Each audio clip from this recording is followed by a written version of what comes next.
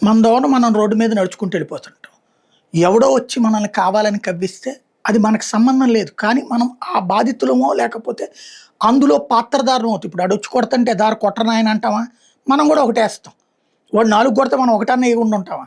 ఖచ్చితంగా జరుగుతుంది. అదే జరిగితే ఎదురు కొట్టుకున్నారని కేసు పెడితే ఎట్టుంటది? అదే దేశంలో జరగబోతోంది. మన పని మనం చేసుకుంటుంటాం. కానీ ఇప్పుడు కాక్రోచ్ జనతా పార్టీ వాళ్ళు ఇప్పుడు CBSEది ఉంది. తేడా వచ్చింది. యాక్షన్ తీసుకుంటారు. దానికి మోడీ వచ్చి దిద్దడు. నీట్‌ది ఉంది. తేడా వచ్చింది. యాక్షన్ తీసుకుంటారు. ఆల్రెడీ తీసుకున్నారు. కానీ నువ్వు మంత్రినే తీసేయి అంటే మంత్రి దిద్దడు. దిద్దేటటువంటి భాగానికి సంబంధించిన వాళ్ళందరి మీద యాక్షన్ తీసుకున్నారు. ఇది సహజ సిద్ధంగా జరిగే పరిణామం. అంతేగాని ఉరేసేయరు, లేకపోతే డైరెక్ట్ ప్రధానమంత్రుల రాజీనామాలును, కేంద్ర మంత్రుల రాజీనామాలు ఉండవు. ఆటిట్లో ఏం చేస్తారు రాజీనామాలు? మంత్రులకి ఏం సంబంధం ఉంటది? అధికార యంత్రాంగం చేసే పని. బాధ్యత వహిస్తారు వాళ్ళు. నైతిక బాధ్యత వహించారు. ప్లస్ సంబంధిత యాక్షన్ కూడా తీసుకున్నారు. కానీ ఇప్పుడు ఆ అసంతృప్తి అయితే ఉంటది. ఆ కోపం అయితే ఉంటది. ఆ పేరెంట్స్‌ని రెచ్చగొట్టేటటువంటి క్రమం ఆరంభమైంది.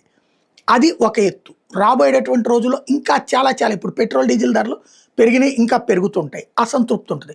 ప్రపంచ దేశాలతో లెక్క చూసుకుంటే మన దగ్గర తక్కువే పెరిగింది. కానీ ఇక్కడ మనం దోచేస్తున్నారని చెప్తారు. అదానీలు, అంబానీల పేర్లు చెప్తారు.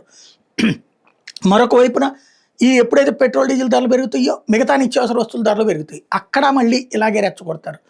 రాబోయే రోజుల్లో దేశంలో అల్లకల్లోలాలు సృష్టించడానికి ప్రయత్నాలైతే చాలా సీరియస్‌గా నడుస్తున్నాయి.